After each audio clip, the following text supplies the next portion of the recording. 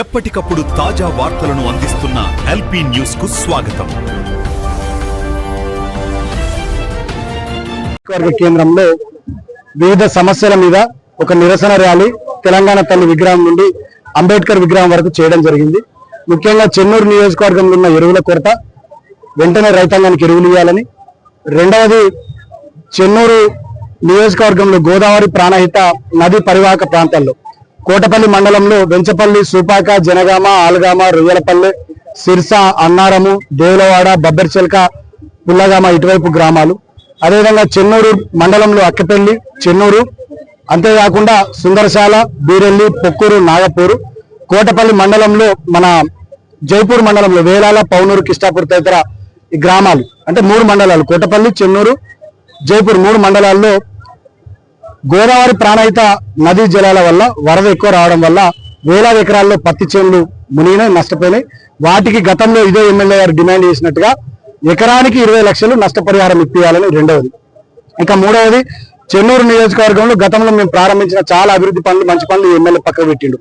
Chennur revenue division ఏర్పాటు కానిస్తలేడు, అస్నాల్, పారిపల్లి మండలాలు కానిస్తలేడు, bus depot 4 కోట్లు నేను తెచ్చి 4 ఎకరాలు ఇస్తే దాన్ని పక్కన పెట్టిండు. 100 పడకల ఆసుపత్రి పని జరుగుతలేదు. పక్కనే ఉన్న integrated veg and non veg market ఇక్కడ రామకృష్ణాపూర్, మందమరిలో వాటిని పక్కన పెట్టిరు. మహిళా భవనాలు, కేసీఆర్ గ్రంథాలయాలు పట్టణాల్లో, గ్రామాల్లో వాటిని పక్కన పెట్టిరు. చాలా రోడ్లను, బ్రిడ్జ్లను పక్కన పెట్టిరు. ఆపేసిన ఈ అభివృద్ధి పనులన్నీ వెంటనే ప్రారంభించాలని మూడవ డిమాండ్. నాలుగవది, నిన్న కాళేశ్వరం కేసు సిబిఐకి రాష్ట్ర ప్రభుత్వం అప్పచెప్పడాన్ని నిరసిస్తూ ఈ 4 అంశాల మీద ఈ నిరసన ర్యాలీ చేసినాం. డెఫినెట్ గా గతంలో ఏవైతే 6 గ్యారంటీలు, 420 హామీలు, SC ST declaration, BC declaration, రైతు డిక్లరేషన్, యూత్ డిక్లరేషన్ పేరిట తెలంగాణ ప్రజలకు హామీలు ఇచ్చిరో వాటన్నిటిని ప్రభుత్వం నిలబెట్టుకోవాలి. నిలబెట్టుకునేంత వరకు మా పోరాటం కొనసాగిస్తాం. దానికోసమే చెన్నూరు నియోజకవర్గంలో పైలట్ ప్రాజెక్ట్ గా అప్పుడే మంచిగా ఉండే అనేటటువంటి ఒక కార్యక్రమానికి పార్టీ శ్రీకారం చుట్టింది. నిన్న మందమర్రి, రామకృష్ణాపూర్, భీమారం, జైపూర్ లో ప్రారంభించినాం. ఇవాళ చెన్నూరు పట్టణంలో లాంఛనంగా ప్రారంభించినాం.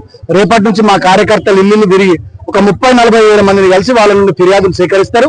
10వ తేదీ వరకు ఈ కార్యక్రమం కొనసాగుతుంది. 10వ తేదీ నాడు హైదరాబాద్ లో చీఫ్ సెక్రటరీ గారు అవకాశం ఇస్తే వారికి, లేకుంటే మంచిర్యాలలో జిల్లా కలెక్టర్ గారికి ఇవన్నీ కూడా తీసుకొని పోయి ఇచ్చి మా ప్రజలు గిన్ని వస్తాయని ఆశపడి ఓట్లు వేస్తే ఇవి వస్తలేవు అని చెప్పి వాటన్నిటి కూడా వారికి ఇచ్చే ప్రయత్నం చేస్తాం. ముఖ్యంగా వాళ్ళు చెప్పినట్టుగా 4,000 పెన్షన్ వస్తలే. ఇప్పటిదాకా మహిళలతో నేను మాట్లాడినా, మా లక్ష్మి కింద 2,500 ఇస్తామన్నారు, ఇస్తలే. తులం బంగారం అన్నారు, పెళ్లి చేసుకుంటే 1,00,000తో పాటు అది లేదు. 4,000 నిరుద్యోగ వృత్తి లేదు, 500 గ్యాస్ సిలిండర్ లేదు, 15,000 రైతు భరోసా లేదు, 2 లక్షల రుణమాఫీ లేదు. ఏదంటే అది ఎన్నికల ముందు చెప్పారు, దేవుళ్ళ మీద ఒట్లు పెట్టిర్రు, డేట్లు, డెడ్ లైన్లు పెట్టిర్రు. 2 లక్షల రుణమాఫీ అన్నారు, అది అతి గతి లేదు. ఇవాళ యూరియా కోసం రైతులు చేస్తున్నారు, విత్తనాల కోసం ఇబ్బందులు పడుతున్నారు.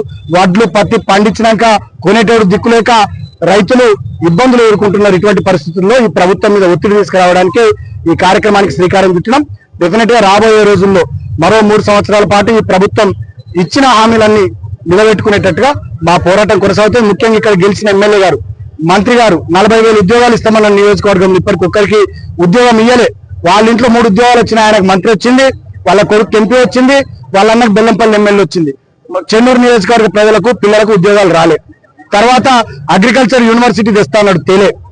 కరకట్టలు కట్టిస్తా అన్నాడు, చెన్నూరు, అదేవిధంగా కోటపల్లి, జైపూర్ మండలాల నదీ పరివాహక ప్రాంతాల్లో, గోదావరి ప్రాణహిత నదీ పరివాహక ప్రాంతాల్లో కరకట్టలు కట్టిస్తలేడు.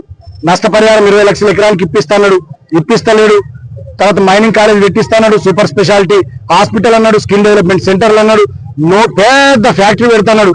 రాయబరేలీలో పెట్టిండు, మంత్రి పదవి కొట్టిండు, కానీ చెన్నూరు నియోజకవర్గాన్ని మాత్రం ఎండబెట్టిండు. సో ఇట్లా చెప్పుకుంటూ పోతే ఈ మంత్రి గారు చెప్పిన హామీలు, రాష్ట్ర ప్రభుత్వం అంటే కాంగ్రెస్ పార్టీ అన్నాడు చెప్పినటువంటి హామీలు, ఇవి నెరవేర్చే వరకు రాబోయే 3 ఏళ్ళు మా పోరాటం కొనసాగుతుంది. Thank you. జై తెలంగాణ.